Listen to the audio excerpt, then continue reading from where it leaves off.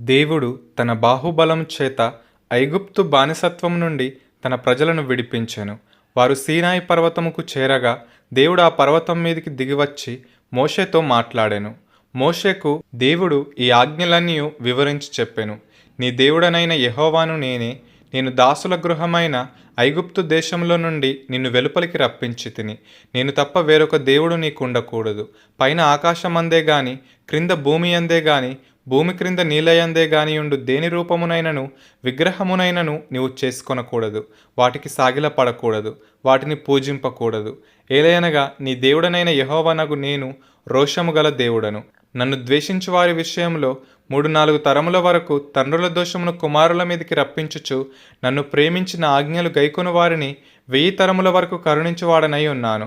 నీ దేవుడైన యెహోవా నామమును వ్యర్థముగా నుచ్చరింపకూడదు. యెహోవా తన నామమును వ్యర్థముగా నుచ్చరింపు వానిని నిర్దోషిగా ఎంచాడు. విశ్రాంతి దినమును పరిశుద్ధముగా ఆచరించుటకు జ్ఞాపకముంచుకొనుము. 6 దినములు నీవు కష్టపడి నీ పని అంతయు చేయవలను. 7వ దినము నీ దేవుడైన యెహోవాకు విశ్రాంతి దినము. దానిలో నీవైనను, నీ కుమారుడైనను, నీ కుమార్తె అయినను, నీ దాసుడైనను, నీ దాసి అయినను, నీ పశువైనను, నీ ఇండ్లలోనున్న పరదేశి అయినను ఏ పనియు చేయకూడదు. 6 దినములలో యెహోవా ఆకాశమును, భూమియు, సముద్రమును, వాటిలోని సమస్తమును సృజించి 7వ దినమున విశ్రమించెను. అందుచేత యెహోవా విశ్రాంతి దినమును ఆశీర్వదించి దాన్ని పరిశుద్ధపరచెను. నీ దేవుడైన యెహోవా నీకు అనుగ్రహించు దేశంలో నీవు దీర్ఘాయుష్మంతుడవగునట్లు నీ తండ్రిని నీ తల్లిని సన్మానించుము.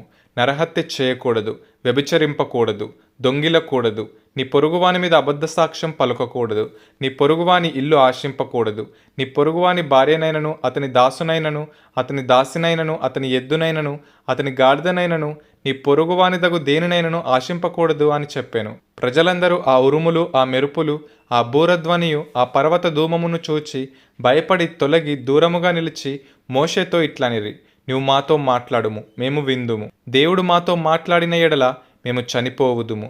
అందుకు మోషే, భయపడకుడి, మిమ్మును పరీక్షించుటకును మీరు పాపము చేయకుండానట్లు ఆయన భయము మీకు కలుగుటకును దేవుడు వేం చేసినని ప్రజలతో చెప్పాను. ప్రియులారా, మన దేవుడు మాట్లాడే దేవుడు. ఆయన మన పితరుడైన హనోకుతో మాట్లాడాను, నోవాహుతో మాట్లాడాను, అబ్రహాముతో మాట్లాడాను, మోషేతో చాలాసార్లు మాట్లాడాను.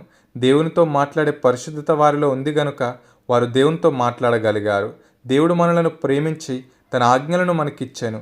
దేవుడు పరిశుద్ధుడు, నీతిమంతుడు గనుక మనం కూడా ఆయన వలె పరిశుద్ధులముగా, నీతిమంతులముగా ఉండాలని ఈ ఆజ్ఞలను మనకిచ్చాను. మొదటగా దేవుణ్ణి ప్రేమించి ఆయనకు లోబడి జీవించాలి. ఆయన పోలికలో ఏ విగ్రహమును చేయకూడదు, దానికి సాగిల పడకూడదు. ఎందుకంటే సర్వ సృష్టిని సృజించిన దేవుడు మానవులు మలిచిన విగ్రహంలో నివసించాడు. రెండవదిగా, నీ పొరుగువాని దేదియో ఆశించకూడదు. ఈ 2 చేయుట వలన మనం నిత్యం సంతోషంగా ఉండగలం.